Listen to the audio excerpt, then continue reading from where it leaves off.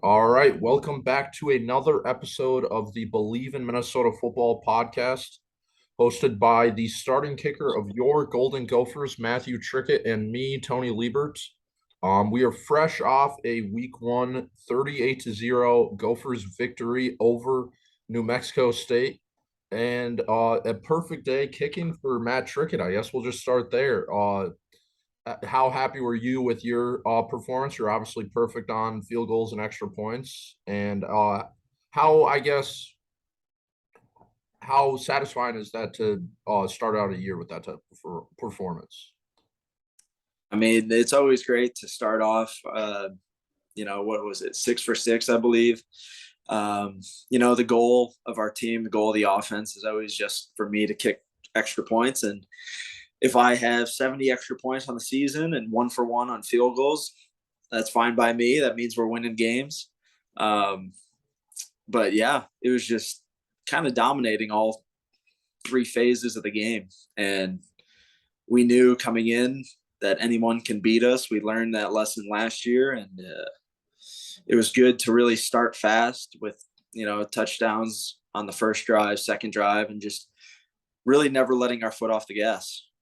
Yeah, so a game like that is interesting because usually, even when you have a game against an inferior opponent, and you dominate and you win by a lot, there's usually still stuff you can improve on. And obviously there is stuff for you guys to improve on after this game, but obviously with a shutout on defense and really getting everyone involved on offense, from my perspective, it seems like there's not many like glaring directions that to improve right after this game. So I guess from your point of view as a player, what's kind of like the vibe in the locker room after a game like that?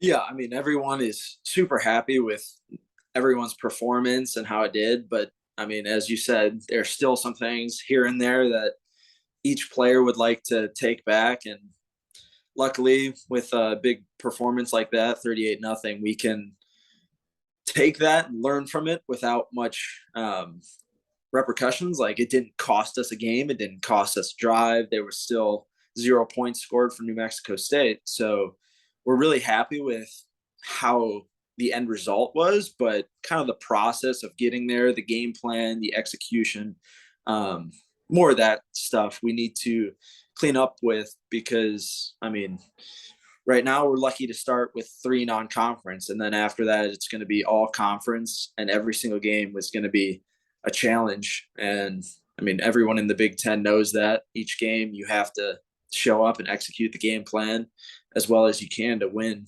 So that's really what we're focusing on right now. Just mastering the game plan, getting in, watching a ton of film, not only on the opponent, but on ourselves. And every week we're just going to treat as Minnesota versus Minnesota. And are we going to be able to perform to our best ability week in and week out? Yeah, I think that's the perfect mentality for a team to have.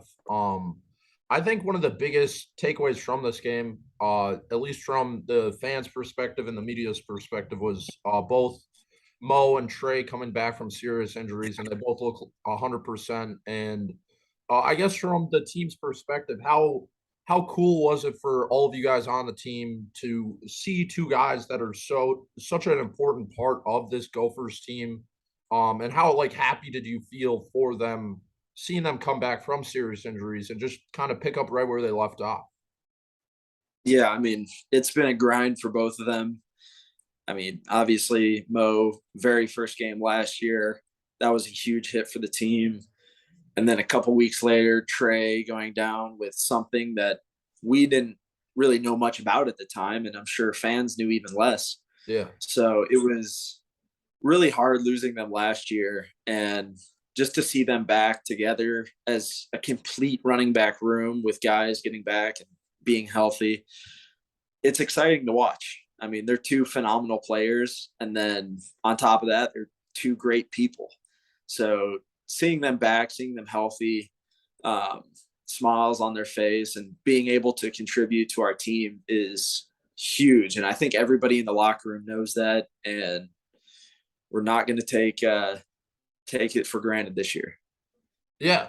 Definitely. I would imagine. But so then another big thing was obviously the defense let up 0 points. New Mexico State really wasn't able to move the ball really at all for the first 3 quarters. I think they didn't get their they did I think they had like 2 or 3 first downs in the first 3 quarters. And Yeah. I guess from your point of view on the sideline, and kind of the offense as a whole, when you see and the team as a whole, when you see uh a defense doing that well and dominating so much of the game and really limiting New Mexico State to almost nothing.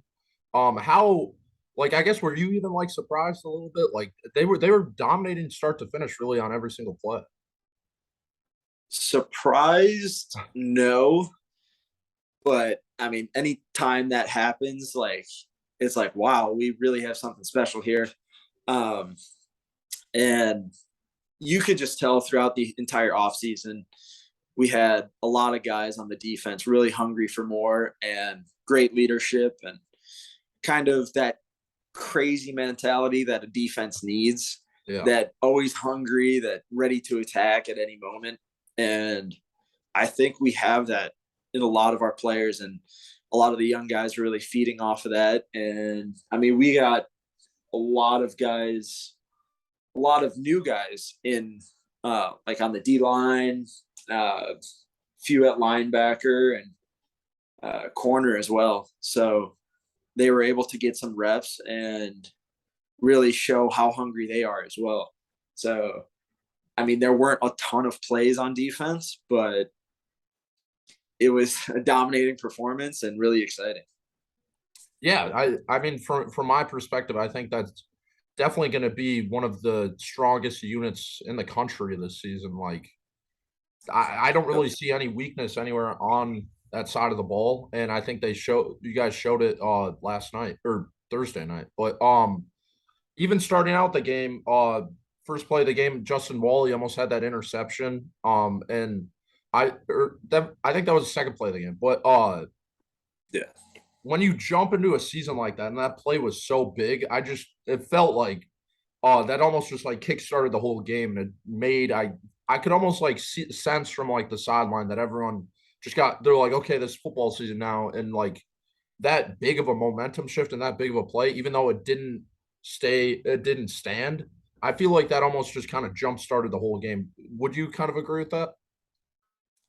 Yeah, I think something like that that happens so quickly from one of our players making a huge play, like that just jump starts the whole team. And we're really able to feed off of that. And that's one huge point of emphasis. We want to be able to play the game like that at 100% from start to finish. And when you have a player like Justin Wally able to make a big time play like that really early, that gets us all going. And yeah, not much more else to say about it. Yeah. So from an off the field perspective, Jerry Kill's handshake with PJ Fleck before and after the game was obviously talked about a lot. I know you obviously don't want to go too deep into it, but we're in the locker room where you guys kind of, as teammates or even with the staff, kind of poking fun at the whole situation because it is kind of a little over the top and something that almost the media drove to be bigger than what it is. So when there's something like that and a lot of stuff going off the field that I'm assuming the staff wouldn't bring up at all in meetings and stuff, but uh, how do you kind of handle that as a player? Yeah, I mean, honestly, I don't think anyone on the team was even thinking about it. I know I wasn't. And when, we go at the end of the game and shake all the other guys' hands, um, I was just looking for the other special team guys because that's usually what we do. We go up and, tell each other good luck and well Yeah, done. Their punter had a fantastic day, really limiting our punt return team. But all of a sudden you hear the roar of the crowd. And then I was like, oh, they must be shaking hands or something because you never hear the roar of a crowd after a game when the people are just shaking hands. Uh, so, like, we definitely knew about the story and whatnot, but I think everyone was more focused on doing their job. And the coaches have their job. They have to game plan. They have to call the plays, and then the players have to go out and execute. And I mean, it takes a lot mentally to focus in on all that, know exactly what you're doing. So I doubt anyone really had room in their mind during the game to really think about that. But yeah, I mean, it's a spectacle for the fans. It's Yeah. a talking point, and I mean, that's how the game is. That's how all sports are. It's going to be. It's not going to change what we do on the field, and that's kind of the mentality that we have. Yeah, I definitely say that's something for the fans and media to be interested in rather than the players. But so now after a game like that, how I guess how quickly do you guys turn your focus to Western Illinois in the next week's game? Like even just right after the game on Thursday. So you guys obviously are in the locker room after the game. Do everyone typically just go home, or do you guys like hang out after the game, or kind of what does the team do? A little different with a night game, obviously, but kind Yeah, of right after the game, what does the team do from your point of view? yeah. So I mean, with a night game like that, I think we all got out of there probably around 11:45, 12. So at that point, most guys, just get their food and go home, rest a little bit. Yeah, That's what I did. I hung out with my roommates and whatnot. Um, but typically, you go back, you recoup, eat some food, talk with your roommates, teammates a little bit, and then if your family is able to come, maybe spend some time with them. Um, but really, after the game, we just want to celebrate for after the game until I think typically like a midnight when you go to bed. But with a night game like that, it's a bit different. But yeah, you just want to celebrate that win because winning, regardless in football, college football is hard. It takes a lot of work. And I mean, that's why we're here beginning of spring all the way up until now, training every single day. So it's hard. And we really want to value each win. So it doesn't matter the opponent. We're going to celebrate the win. And then we really start on the next opponent the following morning. So that, yeah. So we started Western Illinois, started watching our film on our own, the next morning, and really started with focusing on ourselves and what happened in the previous game. And then after that, you can see what you did right, what you did wrong, and how we're able to apply that into the next game. yeah. Do you room with the other specialists, or do you room with people not on the football team? No, I room with not the specialists, some O linemen. So Okay, JJ Gade, Jackson Rushmeyer, and Logan Purcell. okay, Yeah. super cool. Yeah.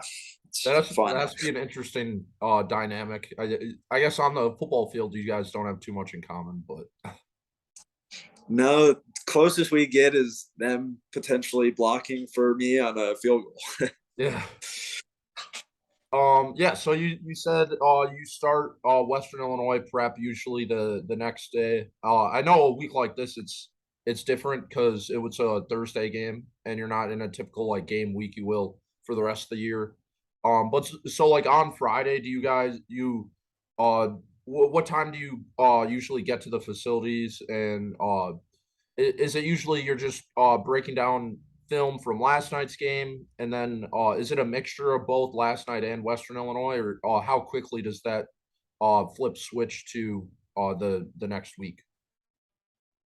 Um, I wouldn't really know. It probably bases on position. For Yeah, us as specialists, completely different. yeah, I Our would. jobs is so independent from the rest of the team, and I mean you can scheme a little bit for punt, kickoff, stuff like that. But for me, as far as field goals go, goalpost doesn't change. The guys rushing changes and how hard they're going to rush, but we just try and focus all that on ourselves. And I think a lot of our team does the same with just focusing really hard on ourselves. We're able to kind of eliminate the opponent from anything. So coach can call a play, Tanner can go out, throw a perfect pass. Crab will catch the ball right where he's supposed to in stride. And if we're able to do that, it really doesn't matter who's lined up across from us. So I think a lot of the focus this year is going to be on ourselves as Minnesota versus Minnesota. And whoever happens to line up against us, we're going to give them all we got. Yeah. So you're obviously not in the film room with the other positions, but you the Gophers kind of started the year out with a favorable schedule, if you'd say, with two teams that aren't going to be at the top of the FBS or FCS, with New Mexico State last week and Western Illinois this week. And like you said, it's a 1 week season every week, and it's the Gophers versus the Gophers. Do you think the culture that Coach Fleck has made and the program kind of where it is kind of what helps you guys realize that it's New Mexico State last week and Western Illinois this week, and it's no one else? Because, it would be kind of almost naive to not notice that your first two opponents are going to be a little bit different than your next 10. So how do you think you guys are able to just focus on Western Illinois this week and just focus on New Mexico State last week and realize that it is a 1 week season? Yeah. I mean, the culture definitely drives that. And, you hear a lot of coaches, say coach speak and whatnot, because everything they say sometimes sounds cliche. But last year, for sure, against Bowling Green, definitely was a wake up call for all of us, since that was the last of our non conference. And then we were going to start, getting into the 8 weeks of conference play. Yeah. But they caught us by surprise, and we didn't take that 100% seriously. And, that's college football. That's what happens. You get teams that are supposed to win, they get caught sleeping, and something crazy happens. So I think all the leaders in the room, all the 6th-year, 5th-year guys really know that well now. And they're making sure the entire team takes everything seriously every single week. Yeah, I mean, I think that's all you kind of can do. Obviously, like I said, when you're looking at an opponent like a Western Illinois or New Mexico State, from my point of view, I would imagine it's different than a conference game, and it just the only way you can motivate yourself for that game is you just have to motivate yourself, because Yeah. you're supposed to win the game. And if you I would assume last year's Bowling Green game kind of taught you guys the worst case scenario and why these games matter, why you play these games. And Yep. it's just that it is what college football is. And um I think to start out this year, the Gophers have such an interesting schedule, because it really is just kind of like easing into conference play, and the last non-conference game against a Power Five team with Colorado, and 3 home games to start the year. I feel like that's kind of odd. Um, so yeah, I mean, it's just kind of the start of college football, and uh, I think, at least from my perspective, you just gotta take it week by week, and that's all you can do.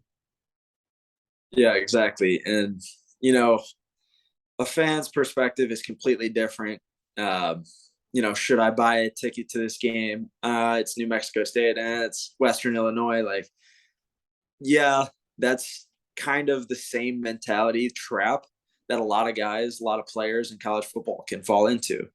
And that's really what we're looking to avoid this year, is just that it's not going to be that good of a game because they're not that great of an opponent. Well, you don't really know that. You can look at their film and whatnot, but each week is a different week. They've improved a lot. You've improved a lot, and game plans can be completely different. So that's why we want to really focus on executing our game plan to the best of our ability, because if we're able to do that, sometimes we may be the underdog.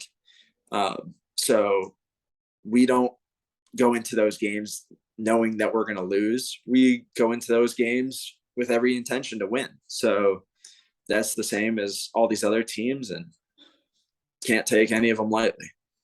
Yeah, I mean that's all you can do. So obviously with school starting up tomorrow, you're obviously different situation than a lot of players. You're fifth year, 6 year senior, and but how many classes are you taking this year? I'll be taking 3 classes. Okay. No, Yeah. that's always an interesting thing, obviously, because most fans they remember in college they go 4 years and they have their normal class load, but once you get into the fifth and sixth year, it's different. Yep. And yeah, not the same level of class that you had to start college, but that's I would assume is always an interesting aspect. Because really football growing up, even in high school, it kind of seems like you'd always play one game before school starts, and then you kind of get into the routine. It's almost like there's no preseason in high school or college football. But it almost seems like that first week kind of is because it's different routine than the rest of the year. And I Yep. feel like now with school starting, it's just going to be a different vibe around the program.